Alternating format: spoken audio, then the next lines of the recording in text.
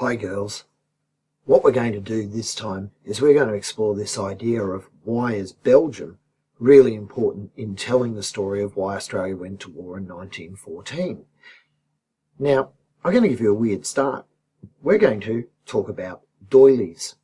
This is a doily. So these all things that nanas sort of sew, knit, put together, and you put glassware on top of it. This is a doily. And here's an interesting doily that I want to show you now. This is a doily that was knitted in probably 1915, 1 year after Australia went to war. Look at it carefully. It's a cotton doily with all of the little ornate stitching around the side. I can almost imagine a little granny doing this back in 1915. Have a look at the symbols on it. We've got 3 different types of flag in there. Now, this is made in Australia at the start of World War I, and there's no Australian flag. Now, I think that's kind of interesting. Australia's missing. Why? It raises a lot of questions, and this is what stimulus materials do. So, here's the stimulus question I want to throw to you. It's, why would such a doily be created in Australia in 1915? And what does this type of doily say about the relationship that exists between Britain, France, Belgium, and Australia? So, let's explore that a little bit. I think at the heart of this story of the doily, and Australia's flag being left out, is the idea of maybe Australia didn't see ourselves as terribly different from Britain in the first place. Look at how prominent the British flag is in these 2 posters from World War I. This is very early in the war, 1914, 1915 in fact. On the South Australian poster, we've only got 1 flag evident at all, a British flag. So a poster in South Australia in 1915 that's wanting to get Australians to join up actually uses British symbols. This might suggest something that we need to realise about Australia and World War I. At the start of the war, maybe not at the end, but at the start of the war, Australians didn't really see themselves as Australians. They saw themselves as British. And that's why we get a British flag appearing in both posters. Now the 1914 one is interesting.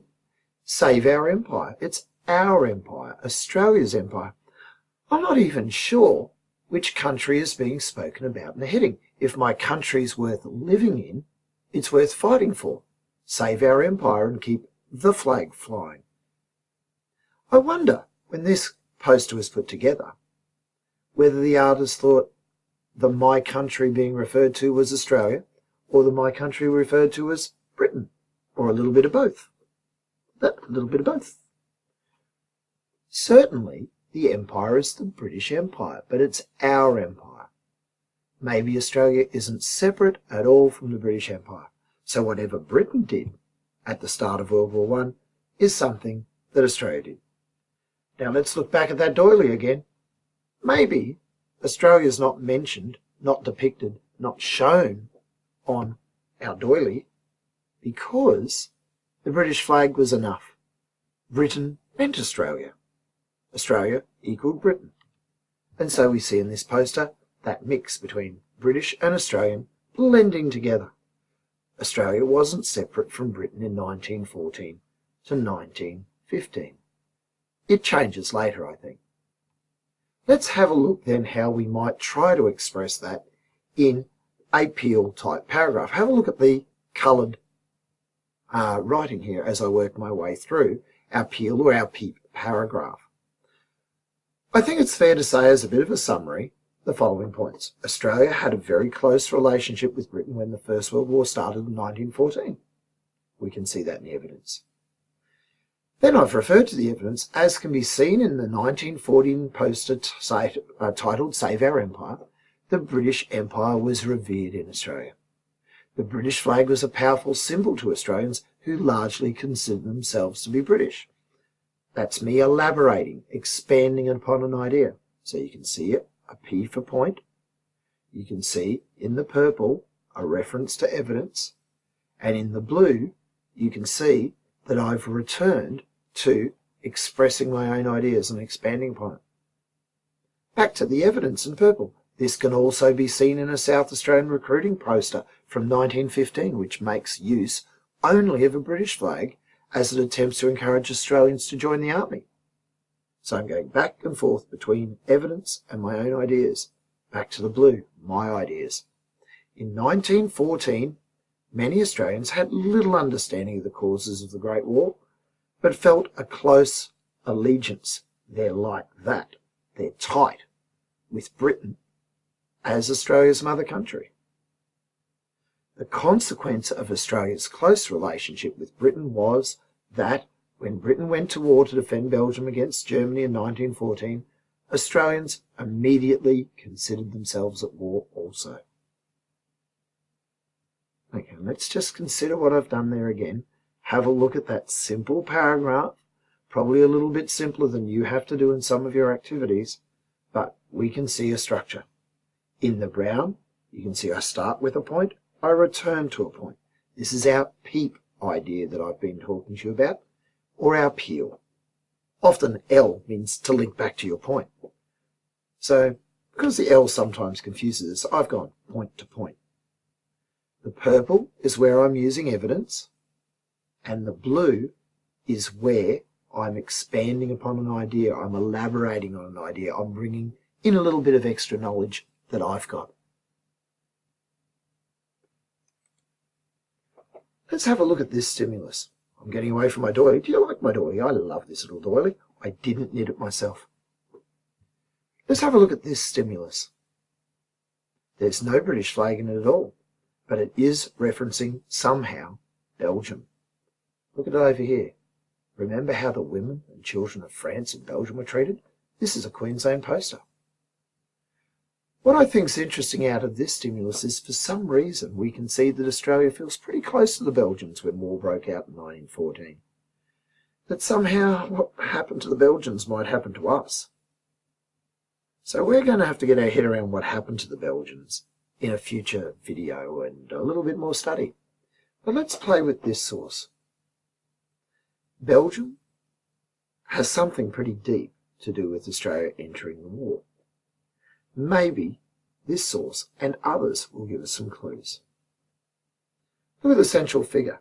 Firstly, in this image, we've got either a French woman or a Belgian woman. I kind of think she's probably Belgian. But we've got a French woman or a Belgian woman, defiant. Her hands are punched into the air. These are closed fists, not open. She's not surrendering. She's not going, hands up, don't hurt me. She's defiant. But her clothes are torn off her.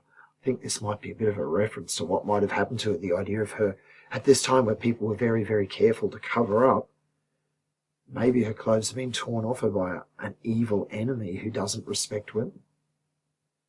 Okay, I wonder who that could be. Notice at her feet the murdered children. Remember how the women and children were treated? Maybe this suggesting the women were raped and the children were murdered. The torn clothes again. But she's still defiant. She's wanting to fight back. And we get a sense that we need to support her. In the background, somewhere's in flames. It's got to be a war zone. It's referencing France and Belgium. I suspect this is Belgium being in flames behind it. That seems to fit quite nicely. Look at this.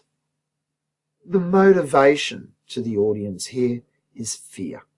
Whoever's drawn this poster is trying to scare. Queensland women to do something. Women of Queensland, do you realise your treatment would be worse than that? Look what's happened to her. Her children have been murdered and she's been attacked, possibly raped by an evil enemy.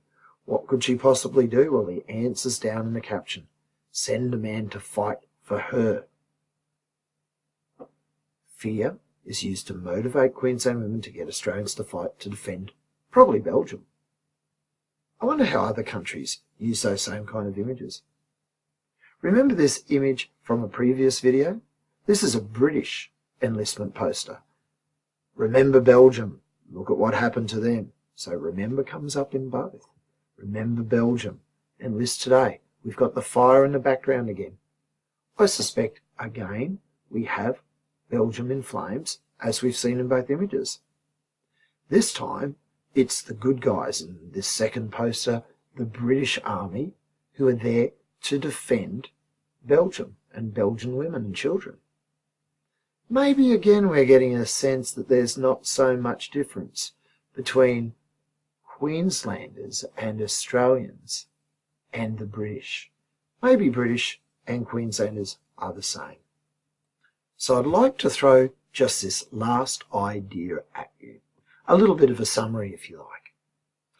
Look, we could spend a long time talking about why World War I happened.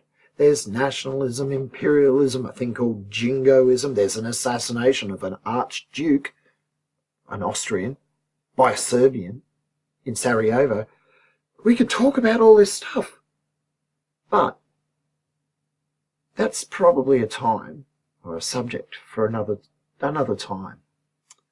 Our unit that we're doing at the moment is focusing on why Australia got involved in the Great War of 1914-18. It's important for us to think that, well, Australians didn't at the time really understand all of the full complex reasons why Australia went to war. And that's not so surprising because today many of us don't really understand the complex issues in the world. What is something we've got to get our head around is that Australians in 1914 realised Britain went to war to defend Belgium. Australians were going, Britain's at war because Belgium's being hurt. Australians weren't fully independent of Britain. We didn't see ourselves that way. We keep looking at the British flag. We were actually singing the British national anthem as our own anthem, God Save the King. In 1914, Australians still saw themselves as British. Australia wasn't something new and different. So, when Britain went to war in August 1914, because Germany attacked Belgium, Australians just simply accepted that Australia would also be at war. And I think that's really interesting. Let's have a glance at one last stimulus here. Look at this from the Newcastle Herald. Newcastle, New South Wales. Its front page when Australia went to war was Britain declares war. There's no mention of Australia entering the war. That was unspoken. It's just what we did. If Britain was at war, Australia was at war. Have a think about that.